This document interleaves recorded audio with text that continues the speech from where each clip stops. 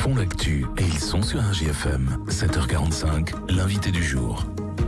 Il est 7h45, merci d'être avec nous. On est lundi matin évidemment et ceux qui font l'actu sont sur notre antenne. Et ce matin, nous recevons Nathalie Bourin-Delair. Bonjour. Bonjour. Vous êtes en charge de l'organisation de la nuit de l'orientation, puisque c'est de cela dont il s'agit. C'est organisé par la CCI de l'Allier, également en studio avec nous ce matin. Alain Remuson, bonjour.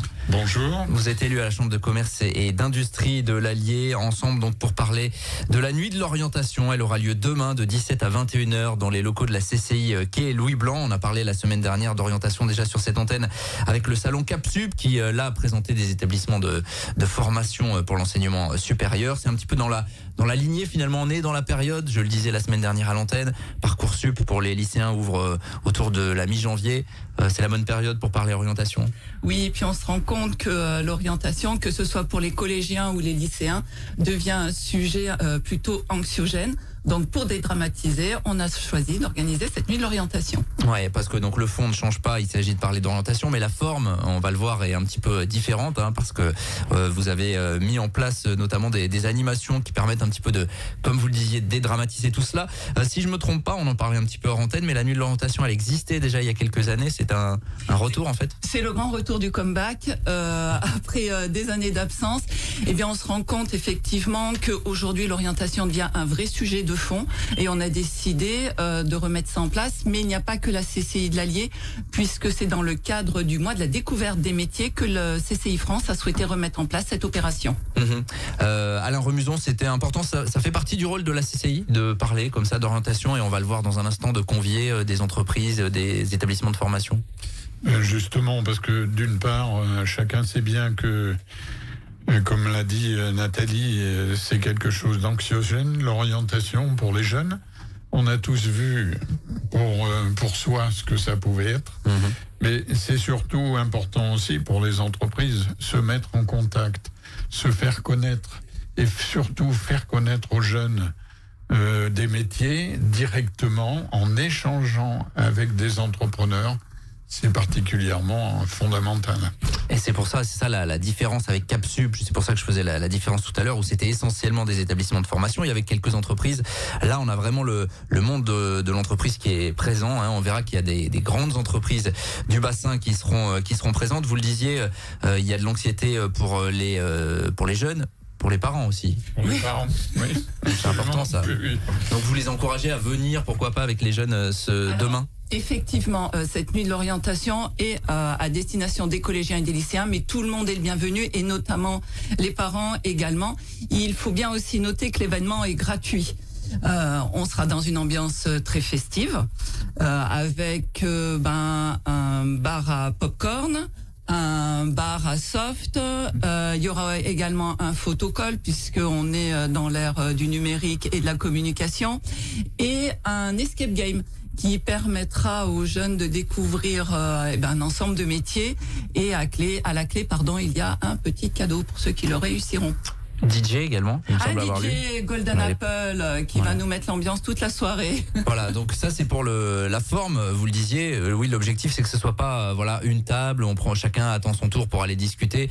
Là, l'objectif c'est que ce soit vraiment dans une ambiance un peu différente de ce qu'on peut retrouver. Oui, on est là pour faire la fête, et dans le même temps, on va rencontrer des entreprises, des entrepreneurs qui vont présenter leur métier de façon tout à fait informelle. On n'est pas là pour échanger des CV, on est juste là pour que le jeune découvre ce qu'est par exemple un câbleur, parce que je suis sûre qu'il y en a beaucoup qui ne savent pas ce que c'est. Découvre des métiers où il y a des possibilités aussi de déboucher pour la suite, et puis que les parents également ouvrent leur curiosité dans le même temps. Alain Remuson, c'est une demande aussi des entreprises. Certaines ont besoin d'avoir ce contact direct avec les jeunes. Si vous voulez, aujourd'hui, il y a beaucoup d'entreprises qui ont des difficultés pour recruter. Donc, elles font des fois des speed dating, des choses comme ça, mais elles n'ont pas forcément le temps d'expliquer. Tandis qu'ici, quelqu'un de motivé qui est dans l'entreprise pourra transmettre cette motivation sur des métiers différents. Et donc, répondront aux besoins des jeunes, mais aussi aux besoins des entreprises. C'est créer un contact supplémentaire entre les entreprises et les étudiants. Oui, bien sûr. C'est tout l'intérêt de cette nuit de l'orientation. On rappelle demain 17-21h, 31-35 quai Louis Blanc à Montluçon. C'est les locaux de l'IFAG, ce sont les mêmes locaux. En gros, c'est ça. C'est le Doc A maintenant. Ce sont la nouvelle appellation de nos locaux, Doc A, Doc B, et c'est au Doc A. Voilà, à retrouver tout cela. Quand du coup vous avez décidé de relancer cette nuit de l'orientation qui existait il y a une dizaine d'années, j'imagine que votre démarche ça a été justement d'aller voir les entreprises qui ont rapidement répondu favorablement finalement. Oui, sur le bassin, beaucoup de grands noms, mais aussi des entreprises de plus petite taille.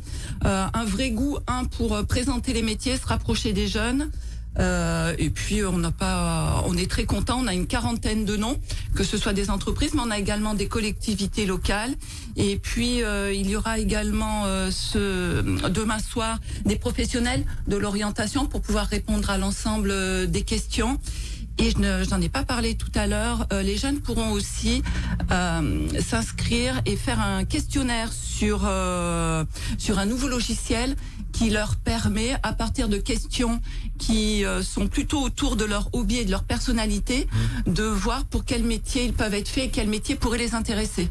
On n'est plus du tout dans un parcours scolaire classique, est-ce que tu es bon en maths ou en français, mais c'est plutôt, par exemple, est-ce que tu aimes être à l'extérieur ou à l'intérieur, est-ce que tu aimes t'occuper des autres ou pas, et au bout d'un certain nombre de questions, eh bien ça leur sort une liste de métiers pour lesquels ils pourraient être faits et qui pourraient les intéresser.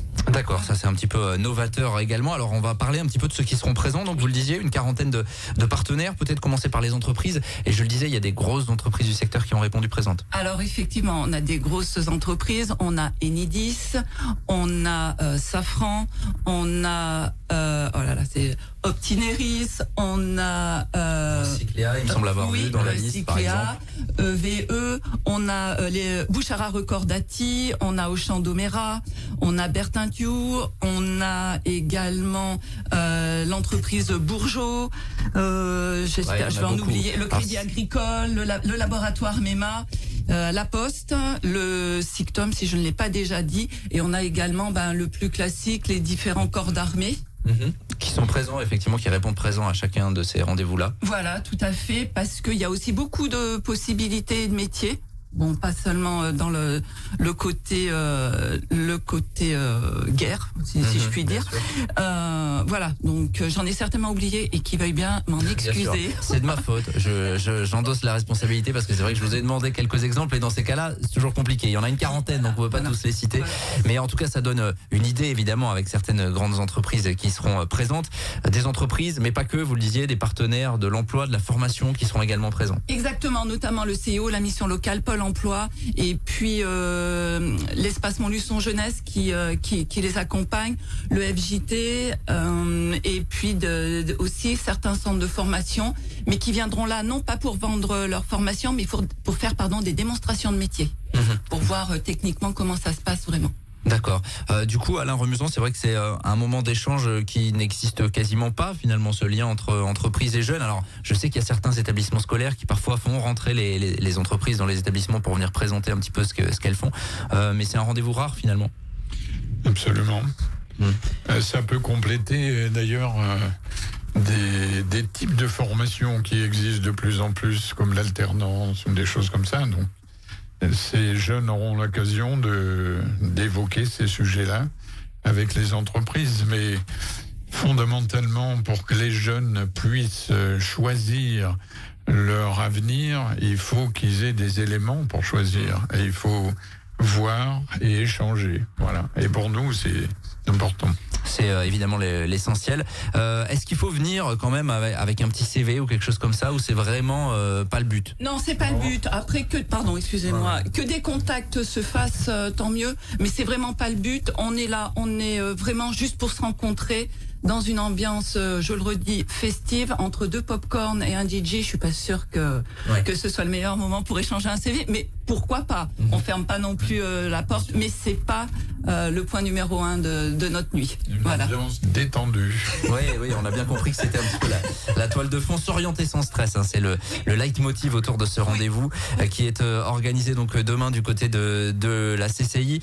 Sur la tranche d'âge que vous visez, vous le disiez, collégiens, lycéens, c'est quoi? C'est 14-18 ans? Oui, 14-18, mais on peut aller bien au-delà.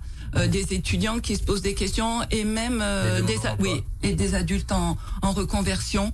Ça peut être une occasion de découvrir un métier qu'ils ne connaissent pas. Voilà, c'est absolument pas fermé, bien évidemment. C'est la nuit de l'orientation. C'est une manière un petit peu différente d'envisager l'orientation. On rappelle ce rendez-vous demain 17-21h dans les locaux de la CCI quai Louis Blanc. Après 10 ans d'arrêt, l'objectif c'est de pérenniser ce rendez-vous peut-être. Oui, tout à fait. Cette année, c'est dans le cadre du mois de la découverte des métiers, mais ce sera certainement refait chaque année maintenant. Bon, plus de 40 exposants, on le rappelle, et puis l'objectif donc d'aborder cette thématique très sérieuse, un petit peu anxiogène parfois de l'orientation, mais dans la bonne humeur, avec, donc on l'a bien compris, des pop-corn. Ça, je vais le retenir.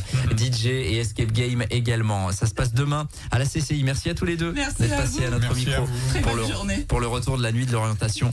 Demain soir, donc 17-21h, parce qu'effectivement il fait nuit à 17h. C'est pour ça que ça s'appelle la nuit de l'orientation. Oui. Merci à vous. Il est 7h56, on est en direct et on revient dans quelques minutes.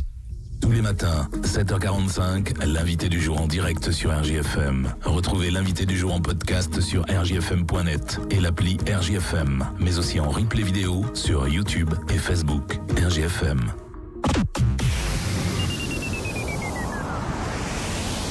Mon chéri,